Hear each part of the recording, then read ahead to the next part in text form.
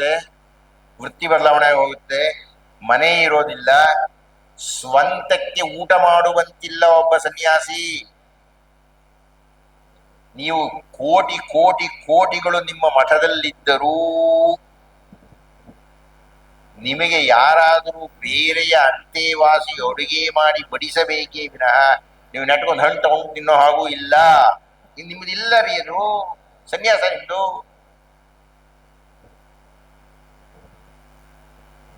ನೀವು ಸನ್ಯಾಸಿ ಆಗಿರ್ತೀರಿ, ಎಲ್ಲ ಬಿಟ್ಟಿರ್ತೀರಿ, ಡಾಕ್ಟ್ರೇಟ್ ಬೇಕು ಅಂತೀರಿ. ಇದು ಯಾವ ಸಮಯ ಸನ್ಯಾಸ ಇದು?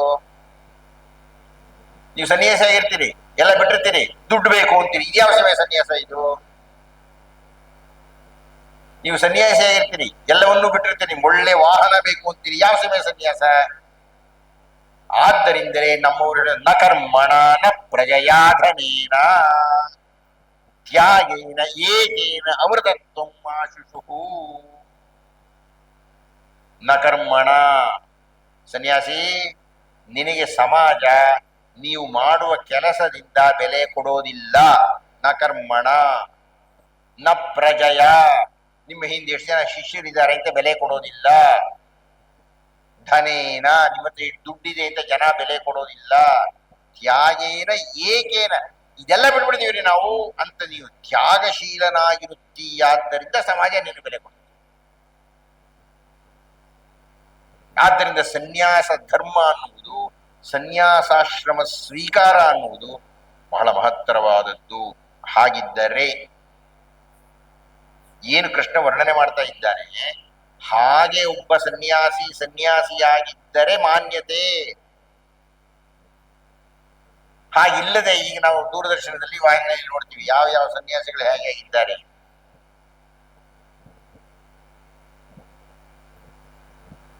ನೀವು ಮಾಡೋದಕ್ಕೆ ಕೆಲಸವಿಲ್ಲದೆ ಸನ್ಯಾಸಿ ಆಗಬಾರ್ದು. ಮಾಡೋಕ್ಕಿನ್ನೇನು ಕೆಲಸ ಇಲ್ಲ, ಏನ್ ಮಾಡೋದು? ಸನ್ಯಾಸಿ ಆಗ್ಬೋದು, ಹಾಯಾಗಿ ಊಟ ನಡ್ಕೊಂಡು ಹೋಗುತ್ತೆ. ಅಲ್ಲ, ಅದು ತಾಮಸ ಸನ್ಯಾಸ. ಯಾವುದೋ ಒಂದು ಮಠಕ್ಕೆ ಅಧಿಕಾರಿ ಆದ್ರೆ ಒಳ್ಳೆಯ ಹುದ್ದೆ ಇರುತ್ತೆ, ಜನರು ಬರ್ತಾರೆ, ಭಕ್ತರಾಗ್ತಾರೆ, ಸನ್ಯಾಸಿ ಆಗ್ತಾರೆ. ಅಲ್ಲ, ಎಲ್ಲದಕ್ಕಿಂತ ಒಂದು ನಿಮಗೆ ವೈರಾಗ್ಯ ಬರಬೇಕು, ಸನ್ಯಾಸಿ ಆಗ್ಬೇಕಾಯ್ತು. ಸುಮ್ಮನೆ ಸನ್ಯಾಸಿ ಆಗೋದಲ್ಲ.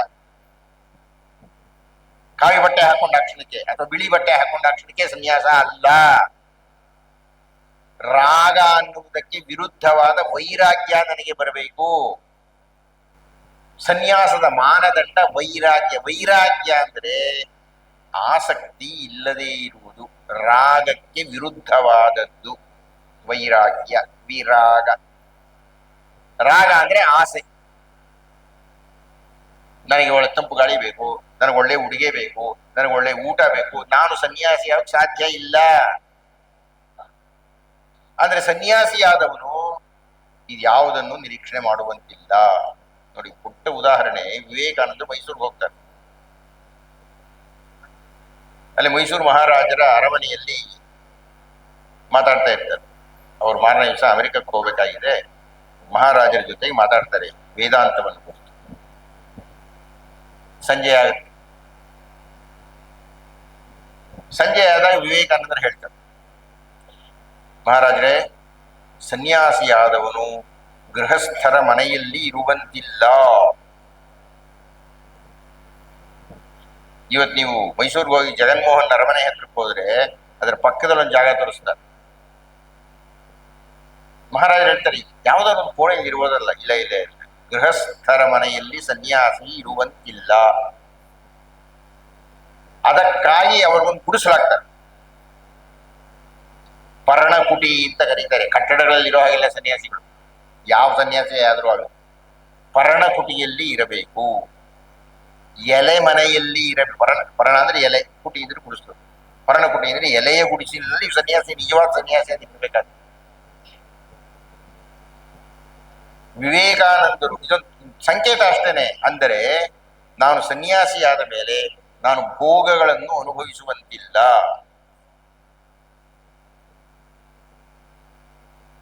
ಅಂತಹ ಸನ್ಯಾಸಿಯನ್ನು ನೀವು ಭೇಟಿ ಮಾಡಿದರೆ ನೀವು ಶಿಷ್ಯರಾಗ್ಬೋದು.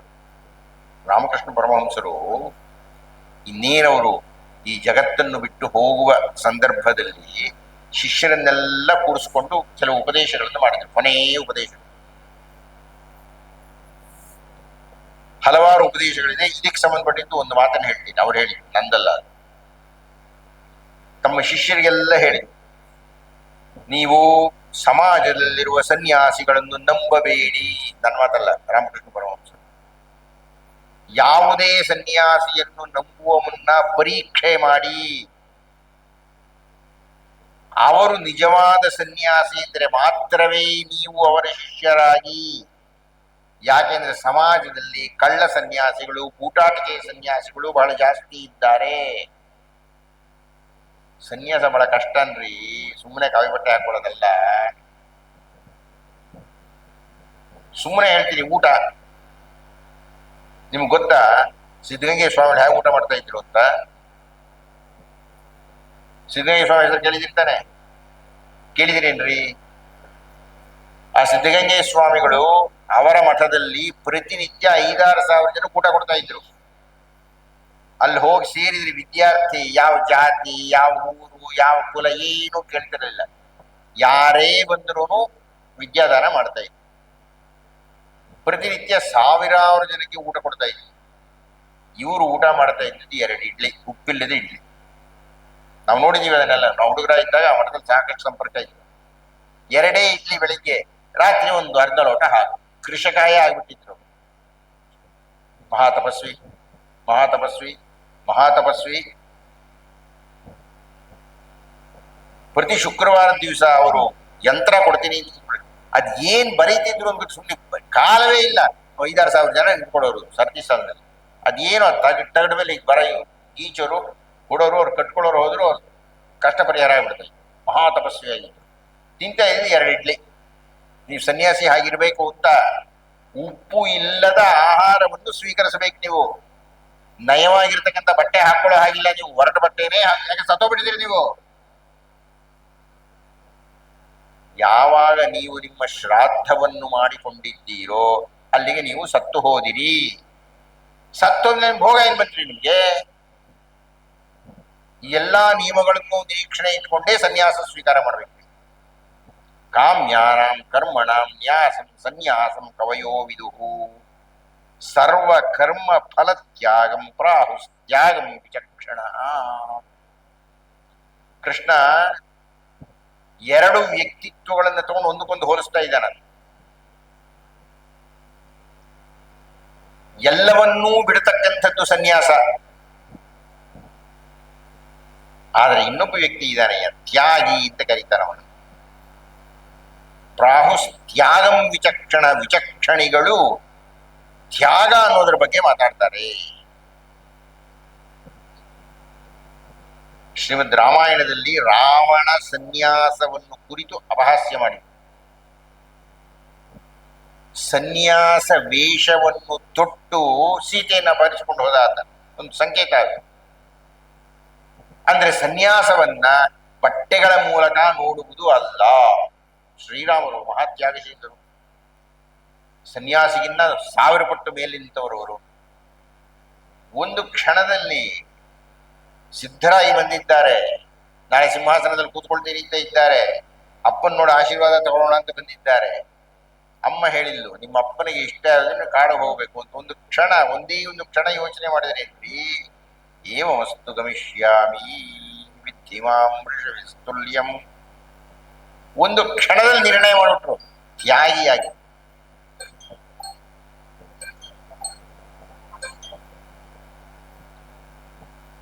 ಹದಿನೆಂಟನೇ ಅಧ್ಯಾಯದಲ್ಲಿ ತ್ಯಾಗಿ ಹಾಗೂ ಸನ್ಯಾಸಿಗಳಿಗೆ ಹೋಲಿಸುತ್ತಾ ಶ್ರೀಕೃಷ್ಣ ಸನ್ಯಾಸಕ್ಕಿನ್ನ ತ್ಯಾಗ ಅನ್ನುವುದು ಶ್ರೇಷ್ಠ ಅಂತ ಮಾತಾಡ್ತಾನೆ.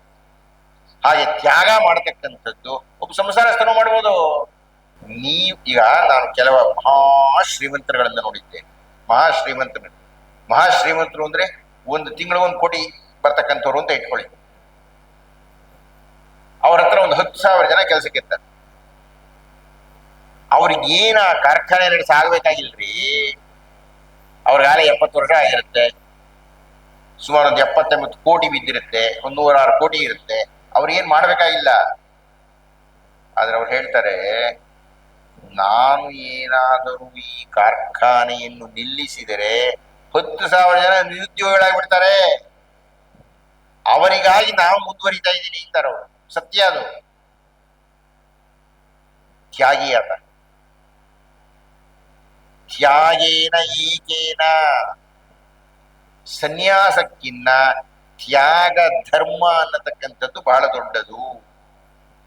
ಆದ್ದರಿಂದ ಕೃಷ್ಣ ಹೇಳ್ತಾ ಇದ್ದಾನೆ, ನೀವು ಸನ್ಯಾಸಿಗಳಾಗಬೇಕಾಗಿಲ್ರಿ, ನೀವು ತ್ಯಾಗಿಗಳಾಗಿ. ತ್ಯಾಗ ಅಂದ್ರೆ ಏನು? ಇದ್ಬದ್ದಿದೆಲ್ಲ ಕೊಟ್ಬಿಡ್ಬೇಕು ಅಂತ ಅಲ್ಲ, ಕಂಡಿದ್ದಕ್ಕೆಲ್ಲ ಕೊಟ್ಬಿಡ್ಬೇಕು ಅಂತ ಅಲ್ಲ. ಆಗಲೇ ಹೇಳಿದೆ ಕೃಷ್ಣನ ಮಾತು, ದೇಶೇ ಕಾಲೇ ಚ ಪಾತ್ರೇ ಚ, ಯಾರಿಗೆ ಕೊಡುತ್ತಿದ್ದೇವೆ, ಹೇಗೆ ಕೊಡುತ್ತಿದ್ದೇವೆ, ಯಾವ ಸಂದರ್ಭದಲ್ಲಿ ಕೊಡುತ್ತಿದ್ದೇವೆ ಅಂತ ನಿಮಗೆ ಧಕ್ಕೆಯಾಗದಂತೆ ದಾನ ಮಾಡಬೇಕು.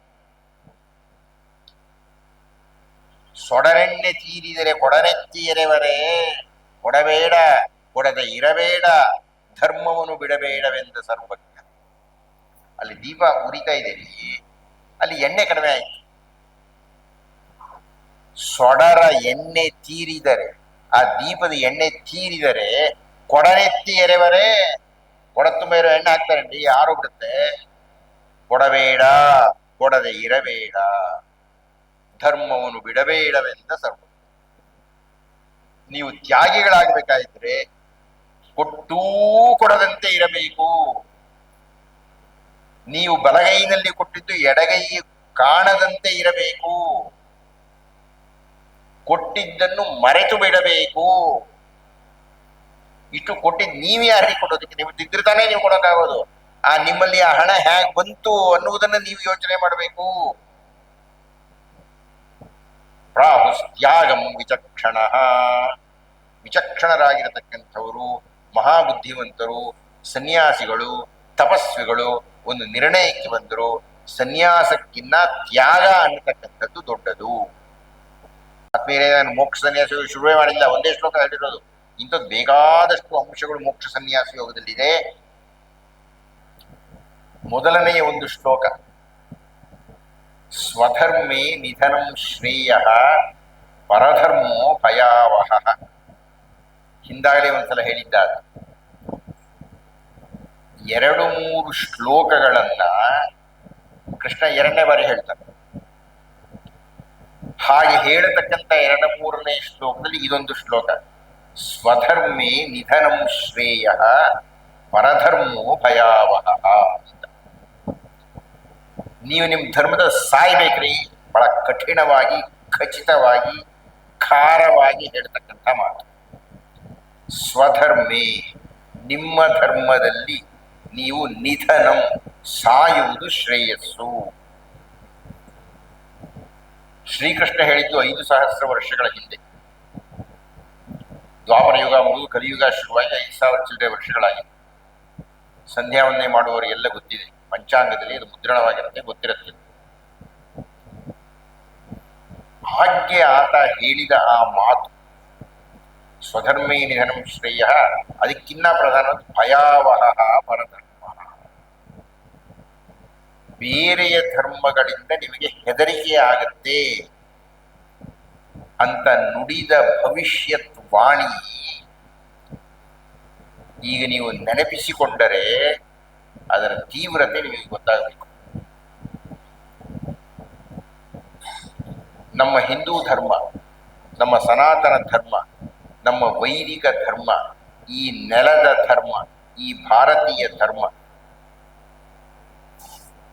ಈ ಧರ್ಮದ ಬಗ್ಗೆ ಇಡೀ ಪ್ರಪಂಚಕ್ಕೆ ವಿರೋಧ ಇದೆ.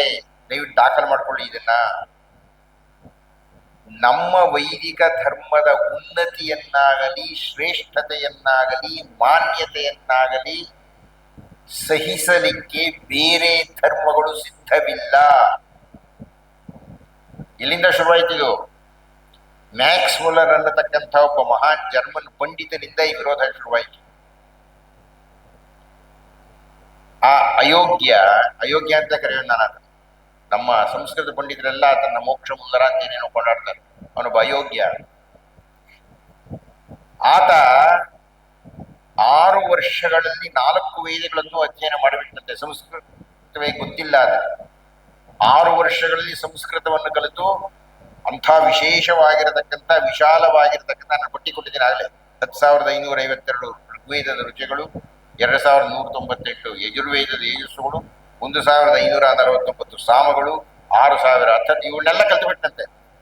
ಕಲ್ತು ಬಿಟ್ಟು ವ್ಯಾಖ್ಯಾನ ಮಾಡಿದಂತೆ. ಹಾಗೆ ವ್ಯಾಖ್ಯಾನ ಮಾಡಿ ಏನು ಪಾಪವನ್ನು ಮಾಡಿದ ಅಂದ್ರೆ, ವೈದಿಕ ಧರ್ಮದಲ್ಲಿ ಔತ್ತರೇಯ ದಾಕ್ಷಿಣಾತ್ಯ ಅಂತ 2 ಭೇದಗಳನ್ನು ಮಾಡ್ದ. ಆರ್ಯರು ಹಾಗೂ ದ್ರಾವಿಡರು ಅಂತ ಅವರನ್ನು ಕರೆದ. ಹಾಗೆ ಕರೆದಿದ್ದರಿಂದ ಉತ್ತರ ಭಾರತದವರಿಗೂ ದಕ್ಷಿಣ ಭಾರತದವರಿಗೂ ಈ ಕ್ಷಣಕ್ಕೂ ವಿರೋಧ ಇದೆ.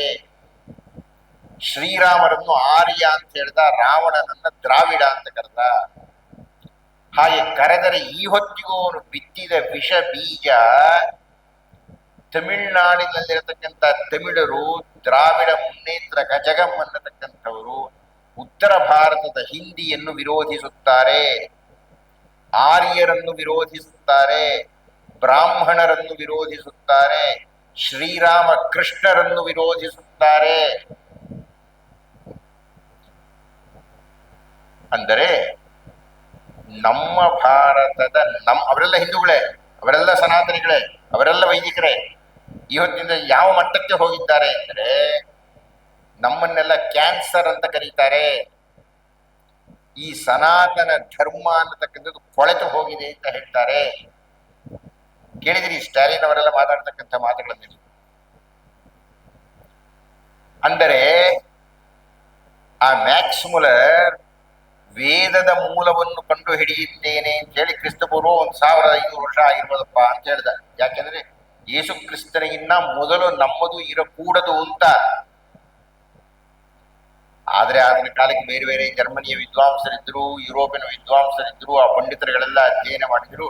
ಇಲ್ಲ ಇಲ್ಲ ಇಲ್ಲ, ವೇದಗಳ ಕಾಲ ಅನ್ನತಕ್ಕಂಥದ್ದು ಕ್ರಿಸ್ತಪೂರ್ವ 5,000 ಇರಬಹುದು ಅಂತ ಹೇಳಿದ್ರು.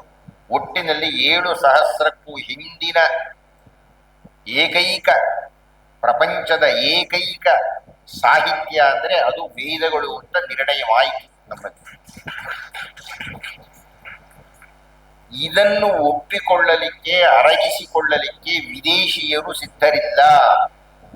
ಕ್ರಿಶ್ಚಿಯನ್ನರು, ಮುಸಲ್ಮಾನರು ನಮ್ಮ ವಿರೋಧವನ್ನು ಸಾಧಿಸುವವರು. ಆದ್ದರಿಂದ ಅವರೇನ್ ಮಾಡಿದ್ರು ನೋಡಿ, ಕೃಷ್ಣನ ಮಾತು ಎಷ್ಟು ತೀಕ್ಷ್ಣ, ಸಹಸ್ರ ವರ್ಷಗಳಾದ್ರೂ ಸತ್ಯ ಆಗ್ತಾ ಇದೆ ಅಂದ್ರೆ, ಭಾರತೀಯ ವೈದಿಕ ಧರ್ಮದ ಮೇಲೆ ತಮ್ಮ ವಿರೋಧವನ್ನ, ಕೆಂಬಾವುಟವನ್ನ, ಕಪ್ಪು ಬಾವುಟವನ್ನ ತೋರಿಸಲು ಶುರು ಮಾಡಿದರು. ಹಾಗೆ ಶುರು ಮಾಡಿ ನಿಮ್ಮನ್ನೆಲ್ಲ ಕ್ರಿಶ್ಚಿಯನ್ನರನ್ನಾಗಿಯೋ ಮುಸಲ್ಮಾನರನ್ನಾಗಿಯೋ ಪರಿವರ್ತನೆ ಮಾಡ್ತಾ ಇದ್ದಾರೆ. ಇಲ್ಲಿ ತನಕ ಈ ಹೊತ್ತಿನ ದಿವಸ ಸುಮಾರು ಭಾರತದ ಪ್ರಜಾಸಂಖ್ಯೆಯಲ್ಲಿ 25-30 ಕೋಟಿಗಳಷ್ಟು ಮತಾಂತರ ಆಗಿದೆ. 25-30 ಕೋಟಿಗಳಷ್ಟು ಭಾರತೀಯರು ಹಿಂದೂಗಳಾಗಿದ್ದವರು ಒಂದು ಕಾಲದಲ್ಲಿ ಈಗ ಬೇರೆ ಧರ್ಮೀಯರಾಗಿದ್ದಾರೆ. ಹಾಗೆ ಧರ್ಮೀಯರಾಗಿರುವವರೆಲ್ಲ ನಮ್ಮ ಶತ್ರುಗಳಾಗಿದ್ದಾರೆ. ಇದು ಬಂದಿರೋ ಸಮಸ್ಯೆ. ಅದನ್ನೇ ಕೃಷ್ಣ ಹೇಳಿದ್ದು, ಪರಧರ್ಮೋ ಭಯಾವಹ ಸ್ವಧರ್ಮೇ ನಿಧನಂ ಶ್ರೇಯ. ನಿನ್ನ ಧರ್ಮದಲ್ಲಿ ಸಾಯ್ಬೇಕಯ್ಯ ನೀನು, ಬೇರೆ ಧರ್ಮದಿಂದ ನಿನಗೆ ಭಯವಾಗುತ್ತದೆ. ಭಯ ಆಗ್ತಾ ಇದೆ. 2047ನೇ ಇಸವಿಗೆ ಭಾರತವನ್ನು ಮುಸಲ್ಮಾನ್ ರಾಷ್ಟ್ರ ಅಂತ ಘೋಷಿಸುತ್ತೇವೆ ಅಂತ ಹೇಳ್ಕೊಂಡಿದ್ದಾರೆ. ಅದಕ್ಕಾಗಿ ಸಮ್ಮೇಳನ ನಡೀತಾ ಇದೆ. ಇದೆಲ್ಲ ರಹಸ್ಯವಾಗಿ ಏನೂ ಇಲ್ಲ, ಇದೆಲ್ಲ ಬಹಿರಂಗವಾಗಿದೆ. ಹೀಗೆ ನಮ್ಮ ಭಾರತೀಯರನ್ನ, ಹಿಂದೂಗಳನ್ನ ತುಳಿದು ನಮ್ಮ ಮೇಲೆ ಆಪಾದನೆಗಳನ್ನು ಮಾಡ್ತಾರೆ, ವಿರೋಧಗಳನ್ನು ಮಾಡ್ತಾರೆ, ತಪ್ಪು ಮಾಹಿತಿಗಳನ್ನು ಹಂಚುತ್ತಿದ್ದಾರೆ. ನಮಗೇ ಗೊತ್ತಿಲ್ಲದೆ ನಮ್ಮವರೇ ನಮ್ಮ ವಿರುದ್ಧವಾಗಿ ಮಾತಾಡಿ ಹೇಗೆ ಅಂತ ಅರ್ಥವೇ ಆಗಲ್ಲ ನನಗೆ. ಉದಾಹರಣೆಗೆ, ನನ್ನ ಕಾಲ ಇಲ್ಲ ಇದೆಲ್ಲ ಮಾತಾಡ್ಲಿಕ್ಕೆ, ಆದ್ರೆ ಈ ಒಂದು ಶ್ಲೋಕವಾದರೂ ನಾನು ದಾಖಲು ಮಾಡ್ಬೇಕು ನಿಮಗೆ ಅಂತ ಮಾತಾಡ್ತೇನೆ. ಇದಕ್ಕಿಂತ ಮುಖ್ಯವಾದ ಒಂದಷ್ಟಿವೆ. ಬ್ರಾಹ್ಮಣ ಕ್ಷತ್ರಿಯ ವಿಷಾಂ ಶೂದ್ರಾಣಾಂಚ ಪರಂತಪ ಕರ್ಮಣ್ಯ ಪ್ರಯುಕ್ತಾನಿ ಸ್ವಭಾವ ಪ್ರವೈರ್ಗುಣೈ. ಆ ಶ್ಲೋಕವನ್ನು ಚಿಂತನೆ ಮಾಡಬೇಕು ಅನ್ನೋ ಇಷ್ಟ ಇದ್ದೇನೆ. ವಿದಿತೇ ಜ್ಞಾನಮಾಖ್ಯಾತಂ ಸ್ಯಾದ್ ದ್ವಿತೀಯತಮಮ್ಮಯ ಇತ್ಯಾದಿಗಳೆಲ್ಲ ಬಹಳ ಪ್ರಧಾನವಾದ ಶ್ಲೋಕಗಳಿದೆ.